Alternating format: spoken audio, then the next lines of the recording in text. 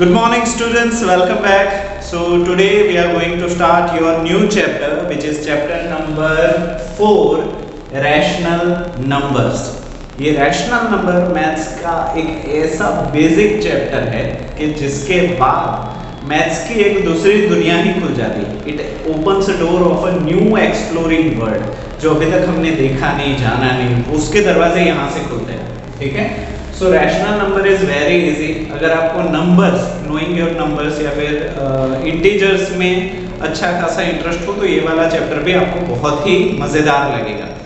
So starting with a number line, एक number line से ही शुरुआत करते हैं, थोड़ा सा रिफ्रेश भी हो जाएगा. When you are drawing a number line, उसके सेंटर में you are indicating a neutral integer 0. Number line के सेंटर में एक न्यूट्रल इंटीजर होता है जिसको हम 0 कहते हैं, जो ना कि है पॉजिटिव ना कि है नेगेटिव और खुद की भी कोई वैल्यू ही नहीं है, वो एग्जिस्ट ही नहीं करता क्योंकि वो 0 है. ठीक है. तो यहाँ पे वॉइड हमने क्रिएट कर दिया, दैट इज न्यूट्रल इंटीजर. हम मान के चलते हैं कि इस नंबर लाइन के लेफ्ट साइड पे नेगेटिव इंटीजर्स शुरू होते हैं which is equal to -1, -2, -3, -4, -5, -6 and so on. जब तक ये लाइन चल रही है तब तक नंबर भी चल ही रहे हैं. So this all negative numbers is known as a negative integers. ये भी हो गया. At the right side of a number line के राइट साइड की बात करें, so we do have positive numbers +1, +2, +3, +4, +5, +6 and keeps on going. क्योंकि ये लाइन है, लाइन आगे बढ़ती है तो नंबर भी आगे बढ़ते हैं. तो it all are positive integers. तो नंबर लाइन को अगर ऊपर से देखें तो नेगेटिव इंटीजर, पॉजिटिव इंटीजर और न्यूट्रल इंटीजर से होके एक नंबर लाइन बनती है. इन सभी को अगर मैं एक थैले में डाल दूं तो इन सभी को इंटीजर्स बोला जाता है, जो कि अपने फर्स्ट चैप्टर में पढ़ा है. हाँ, इंटीजर्स के 3 टाइप है, पॉजिटिव, नेगेटिव और न्यूट्रल. उसके बाद हमने इंटीजर में और एक चीज देखी थी कि अगर पॉजिटिव इंटीजर के थैले के अंदर, बैग के अंदर मैं 0 भी उठा के डाल देता हूं तब जाके जो थैला बनेगा उसको हम होल नंबर बोलते हैं. मतलब होल नंबर मतलब दूसरा कुछ नहीं, पॉजिटिव इंटीजर के साथ साथ 0 का होना, that is whole number. Positive integers का एक दूसरा भी प्यारा सा नाम है जिसको हम बोलते हैं नेचुरल नंबर्स. तो पॉजिटिव इंटीजर्स बोलो या नेचुरल नंबर्स बोलो, ये दोनों एक ही किस्म के दो नाम हैं. ठीक है. तो पॉजिटिव इंटीजर्स जो हैं वही नेचुरल नंबर्स हैं और नेचुरल नंबर्स के अंदर या पॉजिटिव नंबर के थैले के अंदर आप 0 उठा के डाल देते हो और चलने लगते हो तो वो जो थैला है वो होल नंबर का हो जाता है. इंटीजर्स भी हमें पता है कि इन सभी को एक थैले में डाल दो, सभी नंबर्स को एक थैले में डाल दो तब जाके हमारे पास जो थैला बनता है वो इंटीजर्स का थैला बनता है. तो इंटीजर सबसे ऊपर, उसके नीचे 3 part negative, neutral, positive. Positive और न्यूट्रल को अगर इकट्ठा कर दो तो होल नंबर हो जाता है. पॉजिटिव का दूसरा नंबर नेचुरल भी है. अभी फ्रैक्शंस की बात करते हैं जो रिसेंटली हमने चैप्टर कंप्लीट किया है. फ्रैक्शंस के बारे में ज्यादा इंफॉर्मेशन देने की जरूरत नहीं क्योंकि बहुत कुछ पढ़ा है कि नहीं. तो हमने ये भी जाना कि फ्रैक्शन हमेशा a/b फॉर्म में लिखा जाता है. न्यूमरेटर इनटू डिनोमिनेटर, न्यूमरेटर ऊपर, डिनोमिनेटर नीचे, इसी फॉर्म में हम फ्रैक्शन को लिखते हैं. और हमने ये भी जाना कि फ्रैक्शन हमेशा पॉजिटिव इंटीजर्स ही होते हैं. मतलब a और b दोनों पॉजिटिव इंटीजर होंगे, कोई भी 0 नहीं होगा. स्पेशली b तो 0 होगा ही नहीं. नीचे वाला अगर 0 हो जाता है तो धमाका होगा, इसलिए नीचे वाला 0 नहीं हो सकता, अभी भी नहीं और कभी भी नहीं. ठीक है. और जब भी डिनोमिनेटर में 0 हो, जब भी डिनोमिनेटर में 0 हो, अगर गलती से कभी आ गया, फॉर एग्जांपल 2/0 हो गया तो इसका आंसर हो जाएगा नॉट डिफाइंड. क्या हो जाएगा? Not defined. इसका मतलब है कुछ बोल नहीं सकते. क्यों बोल नहीं सकते? क्योंकि ये अच्छे मैथमेटिशियन के दिमाग में ये जहर करके बैठा है. क्यों? क्योंकि इसको मैं समझाता हूं कि मान लो आपके पास 2 एप्पल है, 2 एप्पल हैं और उसको किसी में नहीं बांटना. क्या? अगर आपके पास 2 एप्पल है और आपको किसी के बीच में नहीं बांटना तो कितने एप्पल बचेंगे? तो 2 आता है, हाँ या ना? क्योंकि बांटा ही नहीं तो बचेगा क्या? समझ में आया? ठीक है। इसका दूसरा प्रॉब्लम ये है कि आंसर 2 आना चाहिए बट आंसर आता है इंफिनिटी, कि लाखों एप्पल बचेंगे। अभी एक पूछेंगे लाखों एप्पल कैसे बचते हैं? मैथमेटिशियन की बात कर रहा हूं। मान लो कि 2 एप्पल है और उसको कोई नहीं खा रहा, 2 एप्पल है और उसको कोई नहीं खा रहा, तो कितना टाइम लगेगा या कितनी बार हम लगेगी उस 2 एप्पल को खत्म करने में? इनफाइनाइट, क्योंकि कोई खा ही नहीं रहा तो खत्म कैसे होगा? तो इसका दूसरा आंसर आ जाता है इंफिनिटी। तो इसी तरीके का थोड़ा सा प्रॉब्लम है, इसीलिए मैथमेटिशियन ने डिसाइड किया कि पहली चीज कि फ्रैक्शन में, फ्रैक्शन जो हमने चैप्टर सीखा, फ्रैक्शन के डिनोमिनेटर में 0 is not allowed, so b can not be 0। ठीक है, a अपॉन b अगर हो तो ये b 0 नहीं हो सकता, पॉइंट नंबर 1। और अगर 0 हो भी जाता है तो हम उसको नॉट डिफाइन करेंगे, उसका मतलब है हम उसके बारे में कोई भी टिप्पणी नहीं देना चाहते। We are not sure what it is। इसका क्या मतलब होता है हम उसको बोल ही नहीं सकते। समझ में आया? तो 0 हम फ्रैक्शन में नहीं लिख सकते जिसमें a और b दोनों क्या है? पॉजिटिव इंटीजर्स हैं। दोनों ये राइट साइड वाले नंबर ही ले सकते हो, जैसे कि 2/3 हो गया, 5/7 हो गया, ऐसे ही नंबर सारे पॉजिटिव नंबर से ले सकते हो जिसको हम फ्रैक्शंस बोलते हैं। अभी रैशनल नंबर के बारे में बात करते हैं। Rational number is also in the form of a upon b। तो अभी आप बोलोगे सर फ्रैक्शन में भी a अपॉन b, रैशनल में भी a अपॉन b, तो फर्क क्या है? दोनों सेम ही तो है, अलग-अलग नाम क्यों दिए हैं? Here a and b can be negative integers also। Fraction में क्या होता था? सिर्फ पॉजिटिव ले सकते थे, बट रैशनल में आप नेगेटिव भी ले सकते हो। फॉर एग्जांपल 2/3 या फिर -4/7, है कि नहीं? तो पॉजिटिव और नेगेटिव दोनों ले सकते हो।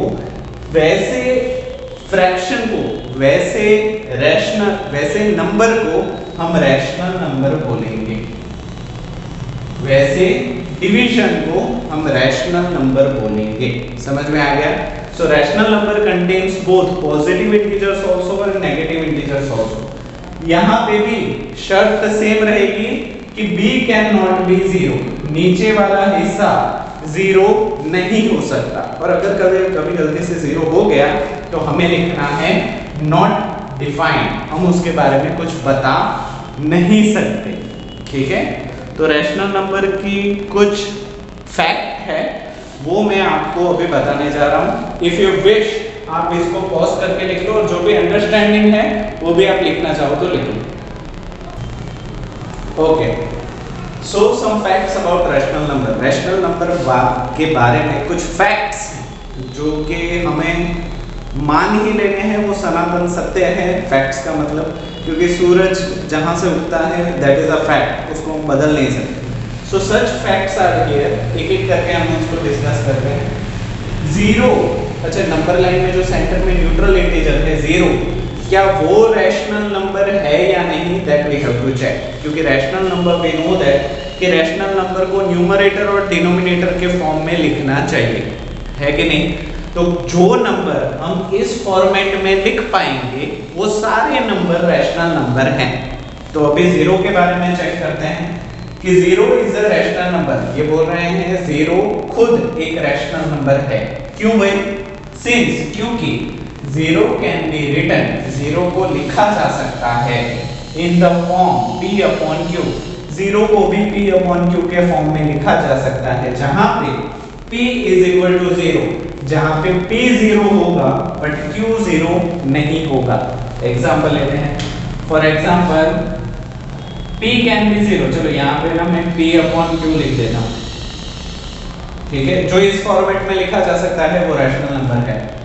तो p को 0 लिखो, q is not equal to 0, तो जीरो नहीं होगा तो या तो नेगेटिव इंटीजर होगा या तो पॉजिटिव इंटीजर होगा।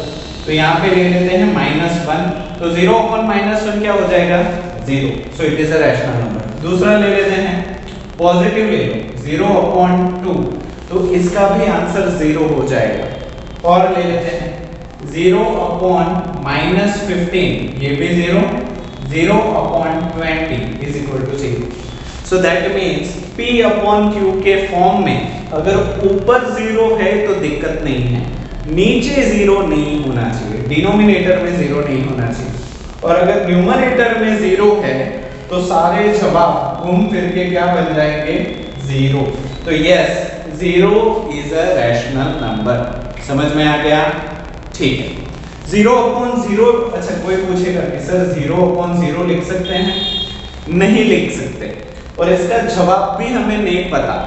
अब बहुत बोलोगे कि सर 0 upon 0 तो 0 ही होता है ना सर, क्योंकि ऊपर 0 है तो उसको हम 0 लिख सकते हैं, बट नीचे 0 है और 0 अलाउड नहीं है, नीचे हम 0 नहीं लिख सकते। तो ऐसा कुछ भी हमें पता नहीं कि इसका आंसर क्या होगा, तो इसका आंसर भी हम क्या लिखेंगे, नॉट डिफाइंड। ठीक है, क्योंकि नीचे 0 है और वो अलाउड नहीं है। ठीक है, तो हम चीटिंग कर रहे हैं, तो it is not allowed. Got this point? तो अभी हम जाते हैं नेक्स्ट फैक्ट के तरफ। ओके, नेक्स्ट फैक्ट, दूसरा सनातन सत्य, every natural number is a rational number. Rational number हमें पता है P upon Q फॉर्म में लिखना है, जहाँ पे P और Q नेगेटिव या पॉजिटिव इंटीजर्स हो रहे हैं। पर अभी हम नेचुरल नंबर्स की बात करें तो सबसे पहले हमें पता होना चाहिए कि नेचुरल नंबर क्या है।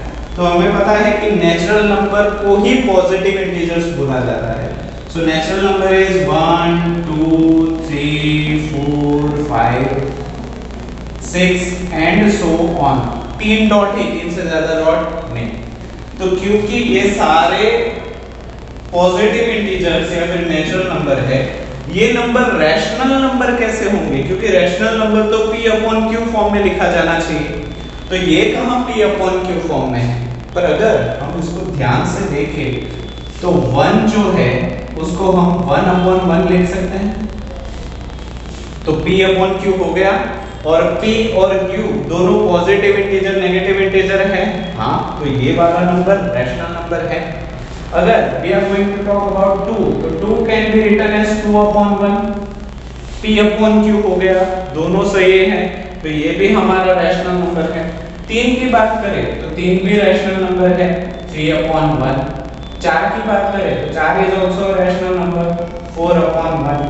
तो ये सारे पॉजिटिव इंटीजर्स के डिनोमिनेटर में अगर आप 1 लगा दो तो ये सारे नंबर्स रैशनल नंबर हो जाते हैं। उसी तरीके से अगर मैं नेचुरल नंबर की जगह पे नेगेटिव इंटीजर लगा दूं तो नेगेटिव इंटीजर्स को भी तो ऐसे लिख सकते हैं, -1 upon 1, -2 upon 1, -3 upon 1।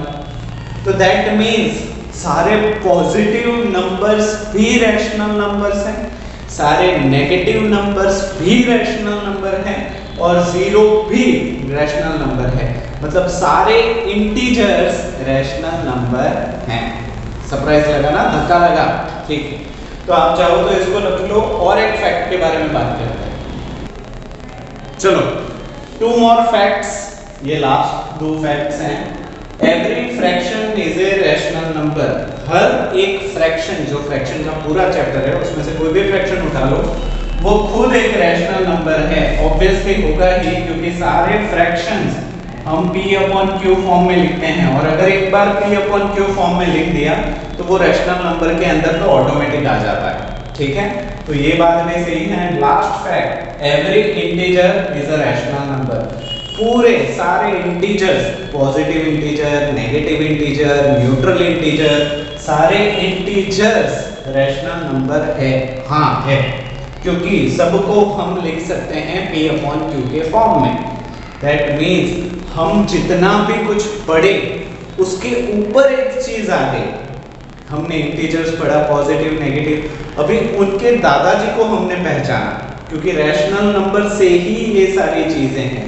Rational number का बैग है, उसके अंदर ही positive negative integers, neutral integers, fractions, decimals, ये सारी चीजें उसी के अंदर तो आ रही है कि नहीं? तो रैशनल नंबर के बारे में अभी हम सीख रहे हैं। ओके, तो अभी हम आगे बढ़ते हैं पॉजिटिव रैशनल नंबर और है रैशनल नंबर के बारे में, उसमें आगे। Okay, so now we are going to talk about positive rational number, negative rational number and absolute value of a rational number। बहुत ही इजी कॉन्सेप्ट है, देखते हैं एक करके क्या इसमें है। So what is a positive rational number? इसको पहले समझने से पहले हमें ये पता है कि रैशनल नंबर क्या होता है। So rational number is in the form of p upon q। जब भी इंटीजर्स को, चाहे वो पॉजिटिव हो या नेगेटिव हो, इसको p अपॉन q के फॉर्म में लिखा जाए तब उसको रैशनल नंबर कहा जाता है। और सिर्फ पॉजिटिव इंटीजर्स को p अपॉन q के फॉर्म में लिखो, सिर्फ पॉजिटिव को, तो उसको फ्रैक्शंस बोला जाता है, ये हमें पता है। तो whenever you do have in the form of p upon q, जब भी कोई नंबर p upon q के फॉर्म में हो, न्यूमरेटर और डिनोमिनेटर दोनों पॉजिटिव हो, यानी कि यहाँ पे +1 यहाँ पे +2, या फिर न्यूमरेटर और डिनोमिनेटर माइनस हो दोनों, तब जाके जो रैशनल नंबर बनेगा वो पॉजिटिव रैशनल नंबर कहलाएगा। Whenever numerator and denominator are of same sign, जब भी न्यूमरेटर और डिनोमिनेटर का साइन सेम हो तब उस रैशनल नंबर को हम पॉजिटिव रैशनल नंबर कहेंगे। हाँ या ना? ठीक है। So what is a negative rational number? Same to same वैसा ही है, थोड़ा अलग। अगर p अपॉन q फॉर्म में है, सिर्फ न्यूमरेटर या फिर सिर्फ डिनोमिनेटर नेगेटिव या फिर ऑपोजिट साइन है, तब जाके उस रैशनल नंबर को हम नेगेटिव रैशनल नंबर कहेंगे। फॉर एग्जांपल, न्यूमरेटर माइनस है और डिनोमिनेटर प्लस है, या फिर न्यूमरेटर प्लस है, डिनोमिनेटर माइनस है। जब न्यूमरेटर और डिनोमिनेटर के साइन अलग अलग हो, या फिर देखो साइन सेम हो तो पॉजिटिव, साइन अलग हो तो नेगेटिव, और आपको पता भी है ऐसा क्यों है, नंबर सिस्टम में हमने देखा। ठीक, नाउ पॉजिटिव रैशनल नंबर हो गया, नेगेटिव रैशनल नंबर हो गया, last absolute value of a rational number. Absolute value हमने देखी थी कि जब भी हम किसी चीज को मोड में लिखते हैं तो बताया था कि ये मोड है जो वो पॉजिटिव कर देता है नंबर को। अगर -4 है तो वो +4 बना देगा। हाँ या ना? ये संत के जैसा है, साधु संत बोलते हैं ना, कितना भी नेगेटिव इंसान हो उसको पॉजिटिव बना देते हैं, है कि नहीं? तो ये जो मोड है ना, जो स्ट्रेट लाइंस है जिसके बीच में हमने नंबर लिखा है, इन दोनों लाइन को बोला जाता है मोड या फिर एब्सोल्यूट वैल्यू। क्या बोलेंगे? Absolute value. तो एब्सोल्यूट वैल्यू तो हमें पता है, बट एब्सोल्यूट रैशनल नंबर क्या है? तो जब भी किसी भी रैशनल नंबर को, जब भी किसी भी रैशनल नंबर को इन बिटवीन मोड लिखा जाए, मोड के बीच में लिखा जाए, तब जो रैशनल नंबर हमें मिलता है +p और +q, उस रैशनल नंबर को हम absolute value of a rational number कहेंगे। क्योंकि एक एग्जांपल ले लो, -1/+3 है मोड के अंदर, तो ये क्या हो जाएगा? -1 मोड के अंदर और यहाँ पे +3 मोड के अंदर। तो -1 मोड किसी को भी पॉजिटिव बना देता है, तो ये +1 हो जाएगा, और +3 तो खुद पॉजिटिव था तो पॉजिटिव ही रहेगा, तो 1/3। तो इसको हम बोलेंगे absolute value of a rational number. ये इसकी एब्सोल्यूट वैल्यू है। समझ में आया? ठीक है। तो ये तीनों चीजें आई होप समझ में आ गई होगी। अभी हम आगे बढ़ते हैं एक नए कॉन्सेप्ट के तरफ। Okay, properties of rational number. Rational number की कुछ प्रॉपर्टीज है जो जब आप रैशनल नंबर के प्रॉब्लम्स करोगे या किसी भी तरीके के प्रॉब्लम्स करोगे, ये दोनों प्रॉपर्टी बहुत ही इंपॉर्टेंट होने वाली है। So you have to focus this and understand this, क्योंकि इसको समझ लिया तो ज्यादा कुछ करना नहीं है। So listen to the first property. If p upon q is a rational number, मान लेते हैं कि p upon q कोई भी रैशनल नंबर है। फॉर एग्जाम्पल मैं यहाँ पे ले लेता हूँ 2/3 हो गया ना रैशनल नंबर, क्योंकि ऊपर नेगेटिव है नीचे पॉजिटिव है, ठीक है, दोनों इंटीजर है, नेगेटिव इंटीजर भी है पॉजिटिव, तो ये रैशनल नंबर हो गया। अगर मैं पूछूं ये किस तरीके का रैशनल नंबर है, नेगेटिव है या पॉजिटिव, तो तुरंत आपके दिमाग में आना चाहिए कि दोनों ऊपर नीचे अलग अलग साइन है, तो ये नेगेटिव रैशनल नंबर है, ठीक है। सो वी हैव टूक अ रैशनल नंबर, एक रैशनल नंबर ले लिया, and m is any non zero integer. m जो है वो जीरो को छोड़ के कोई भी इंटीजर है, तो मैं यहां पे ले लेता हूं m इज इक्वल टू, यहां पे नहीं, हाँ यहां पे ले लेता हूं m इज 4, मैं ले लेता हूं कि m 4 है, जीरो नहीं है, नहीं है, और जीरो को छोड़ के कोई भी इंटीजर हम ले सकते हैं, तो मैं 4 ले लेता हूं। m is any non zero integer, then p upon q, ये जो p अपॉन q है इसको ऐसे भी लिख सकते हैं, is equal to p upon q मतलब -2/3 इनटू m अपॉन m मतलब 4/4, ऐसे भी लिखेंगे तो प्रॉब्लम नहीं है। अगर इसको मैं सिंप्लीफाई करूं तो 2 इंटू 4 कितना हो जाएगा, -8, क्योंकि minus into plus minus, next 3 into 4 12, तो ये वैल्यू और ये वैल्यू सेम ही है, अलग नहीं है। क्यों? क्योंकि इसको आप कट कर सकते हो, 4 3 जा एंड 4 2 जा, तो फिर से यही आ जाएगा, है कि नहीं। तो जब भी फिर से ये p upon q is a rational number, कोई भी रैशनल नंबर हो, positive negative absolute, m is any non zero integer, m कोई भी नॉन जीरो इंटीजर हो, जीरो के अलावा पॉजिटिव हो या नेगेटिव हो, तो p अपॉन q को हम p upon q into m और m लिख सकते हैं। ऊपर भी मल्टीप्लाई विद m, नीचे भी मल्टीप्लाई विद m, समझ में आया। तो ये एक प्रॉपर्टी है, दूसरी प्रॉपर्टी अभी हम करते हैं। आप वीडियो को पॉज करके दोनों प्रॉपर्टी लिखो। Then second property of a rational number, इसको ध्यान से सुनो, बहुत अच्छी है, बहुत मजेदार है। If p upon q is a rational number, मान लेते हैं कि p upon q कोई भी रैशनल नंबर है। फॉर एग्जांपल मैं ले लेता हूँ 15/10 and r is a common divisor, मतलब r एक ऐसा नंबर है जो ऊपर वाले में भी है और नीचे वाले में भी है। तो अगर हम इसको ध्यान से देखें तो इट इज 5 3 15 और यहाँ पे होता है 5 2 10। तो ये जो 5 है वो कॉमन डिवाइजर है, ऊपर भी और नीचे भी, है कि नहीं।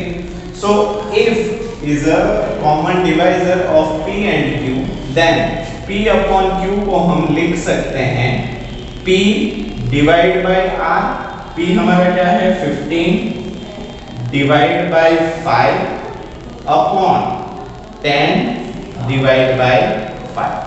तो अगर इसको आप ध्यान से देखो तो 15 डिवाइड बाय 5 कितना होता है 3 एंड 10 डिवाइड बाय 5 कितना होता है 2। और अगर हम यहाँ पे कैंसिल कर देते हैं तो भी क्या बचता है 3/2, है कि नहीं। अच्छा, ये वाली जो सेकंड प्रॉपर्टी है ना, वो उसने ऐसे कान पकड़ा है, जबकि सीधा कान हम पकड़ सकते हैं इस तरीके से, है कि नहीं। तो इसको बाद में डिवाइस करके वो करना थोड़ा लंबा हो जाता है। फिर भी second property you have to remember कि अगर कॉमन डिवाइजर है और उसको न्यूमरेटर और डिनोमिनेटर में से डिवाइड करते हो तो आंसर में फर्क नहीं पड़ने वाला, that you have to remember. Okay, moving forward for next concept. चलो थोड़े से प्रॉब्लम्स, ये प्रॉब्लम से आप पूरी एक्सरसाइज कर सकते हो, and it is the most important thing, equivalent rational number. Equivalent का मतलब होता है एक जैसे या एक ही रैशनल नंबर।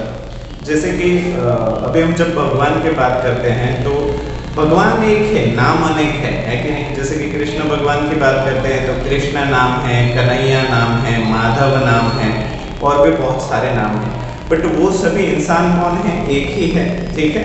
अलग अलग, हनुमान जी को देख लो, मारुति नंदन बोलते हैं, पवन पुत्र बोलते हैं, है कि नहीं। तो वो क्या है, नाम अलग अलग है बट इंसान कैसा है, एक।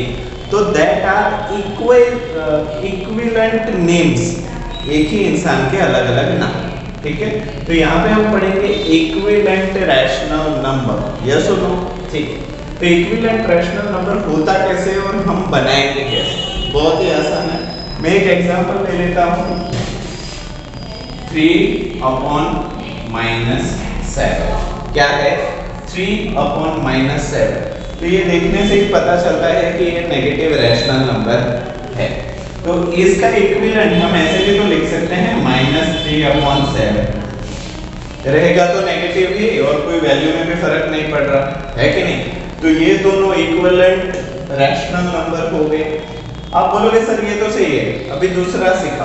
तो अभी यहाँ पे देखो 3/-7 है, उसको मैं रैशनल की फर्स्ट प्रॉपर्टी इस्तेमाल करता हूँ, 2 से मल्टीप्लाई करता हूँ और 2 से डिवाइड करता हूँ। तो अभी ये क्या बन जाएगा 3×2 = 6 एंड 7×2 = -14। अच्छा ये यहाँ पे माइनस कैसे आया, क्योंकि minus into plus is equal to minus, 7×2 = 14 हो गया कि नहीं। तो ये हमारा इक्विवेलेंट रैशनल नंबर ही है, क्योंकि इसको जब आप खोलोगे तो 3×2 हो जाएगा और ये हो जाएगा 7×2। तो यहाँ पे 2 कट हो जाएगा तो वापस क्या मिल जाएगा 3/-7। तो ये भी इक्विवेलेंट है। और सर और इक्विवेलेंट देखो तो हम क्या करेंगे 3/-7, 3 से मल्टीप्लाई 3 से divide, 3 3s are 9, 7 3s are 21, minus into plus minus. तो ये भी इक्विवेलेंट है, ये भी इक्विवेलेंट है, ये भी हनुमान जी है, ये भी हनुमान जी है, ये भी हनुमान जी है। और इसका नाम हनुमान जी, इसका नाम मारुति नंदन और इसका नाम पवन पुत्र। समझ में आया। और एक दिखाओ सर, तो कुछ नहीं करेंगे, 3 3 लिया, अभी 4 4 ले लो, 3/-7 into 4/4, 3 4s are 12, 7 4s are -28। तो ये भी इक्विवेलेंट है, ठीक है। अभी 4 4 की जगह 5 5 ले लो, 6 6 ले लो, 7 7 ले लो, 8 8 ले लो, 9 9 ले लो, 10 10 ले लो, जितने भी इक्विवेलेंट चाहिए आप बना सकते हो। रैशनल नंबर की यही खूबसूरती है कि इंसान एक नाम अनेक, ठीक है, इसीलिए गलती भी हो जाती है कभी कभी, ठीक है। तो ये हमारे थे इक्विवेलेंट रैशनल नंबर। अभी इसमें किस तरीके के प्रॉब्लम, चलो ये तो एक प्रॉब्लम हो गया कि इक्विवेलेंट रैशनल नंबर ढूंढो, आपको फ्रीडम दे दी, ठीक है। अभी मान लो एक नंबर में पकड़ लेता हूं 2/-5, क्या है 2/-5। आपको ये रैशनल नंबर दिया गया और बोल रहे हैं कि फाइंड द रैशनल नंबर, क्या दूसरा रैशनल नंबर ढूंढो विथ डिनोमिनेटर 20। मतलब हमें इसका इक्विवेलेंट रैशनल नंबर तो ढूंढना है, बट वो ऐसा होना चाहिए जिसके नीचे का हिस्सा डिनोमिनेटर 20 हो। मतलब -2/-5 को हम किससे मल्टीप्लाई करें तो हमें डिनोमिनेटर में 20 मिले, ऐसा कुछ हुआ। तो इसको तो बहुत ही आसानी से आप सॉल्व कर सकते हो। -5 को किसके साथ मल्टीप्लाई करोगे तो 20 मिलेगा। यहाँ पे देखो माइनस है, यहाँ पे प्लस है, माइनस माइनस प्लस, तो यहाँ पे तो माइनस आना ही है। 5 को किसके साथ मल्टीप्लाई करोगे तो 20 मिलेगा, और ऑब्वियसली 5 4s are 20, ठीक है। और प्रॉपर्टी फर्स्ट रैशनल नंबर की कि नीचे जो डिवाइड करते हो वही ऊपर मल्टीप्लाई करना है। तो यहाँ पे भी चूज -4, तो यहाँ पे भी क्या हो जाएगा -4, माइनस माइनस हो गया प्लस, 5 4s are 20, ऊपर प्लस इंटू माइनस हो जाएगा माइनस, एंड 2 into 4 हो जाएगा 8। तो इक्विवेलेंट रैशनल नंबर -8/20 है जिसका डिनोमिनेटर 20। समझ में आया। ऐसे भी पूछ सकते हैं। एक और ले लेते हैं, फॉर एग्जांपल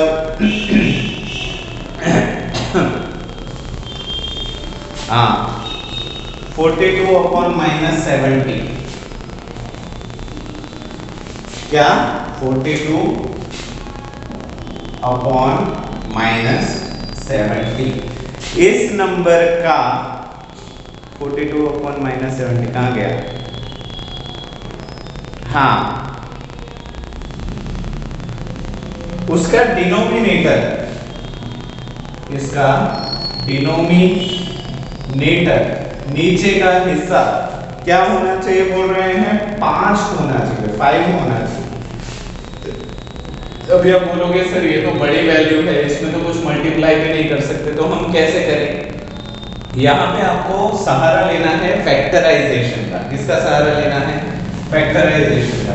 फॉर एग्जांपल 42 को हम फैक्टराइज करते हैं तो ये क्या हो जाता है, 2 2 ज़ा 4, 2 1 ज़ा 2, है कि नहीं। आगे बढ़ते हैं, 21 है तो 3 से होगा, 3 7 ज़ा 21 और लास्ट में 7 1 ज़ा 7, हो गया कि नहीं। सो 42 हम कैसे लिख सकते हैं, अगर इसको मैं यहाँ पे लिखूं तो लिखेंगे 2 into 3 into 7, राइट। अभी डिनोमिनेटर 70 है तो उसका भी देखो, 70 उसका फैक्टराइजेशन करते हैं, 2 से ट्राई करो तो 35 आ जाएगा, 2 3 ज़ा 6, 1 0 2 5 ज़ा 10। आगे बढ़ो, 35 है तो 3 से नहीं होगा, डायरेक्ट 5 से होगा। सो 5 7 ज़ा 35, अगेन 7 1 ज़ा 7, तो ये भी हमारा फैक्टराइजेशन हो गया, 2 5 and 7। तो यहाँ पे हम लिख देते हैं 2 5 and 7। ऊपर और नीचे जो कॉमन है उसको निकाल दो, 2 2 can be cancelled, 7 7 can be cancelled, तो बचा क्या। अच्छा ये -70 था ना, तो यहाँ पे -5, अच्छा -5 यहाँ पे लगा देते हैं, चलो। तो ये क्या हो गया, 3/-5। क्यों माइनस, क्योंकि -70 था ना, इसको तो माइनस देना पड़ेगा, तो -5। अच्छा ये हमारा नेगेटिव रैशनल नंबर है, हमें तो नीचे +5 चाहिए, -5 नहीं चाहिए। तो हमें फिर से वो प्रॉपर्टीज याद करो, negative rational number, positive rational number, उसका रूल क्या था, ऊपर या नीचे ऑपोजिट साइन होनी चाहिए तो वो नेगेटिव रैशनल नंबर ही रहेगा। तो यहाँ पे ऊपर पॉजिटिव है, नीचे नेगेटिव है, तो इसको उलट सुलट कर दोगे तो भी फर्क नहीं पड़ता। सो -3/5, तो हमारा आंसर क्या हो गया, -3/5 is a equivalent rational number with denominator 5। -3/5 हमारा इक्विवेलेंट रैशनल नंबर है जिसका नीचे का हिस्सा 5 है, जैसे कि पूछा गया था। इजी। तो ऐसे ही प्रॉब्लम्स हैं इजी वाले, डोंट वरी, अगर आपको नहीं आते तो आप मुझसे पूछ सकते हो, बट ये सारे प्रॉब्लम मुझे नहीं लगता आपको टफ लगेंगे, ठीक है। तो current forms of rational numbers having a common denominator, ठीक। Find equivalent forms of rational number having a common denominator.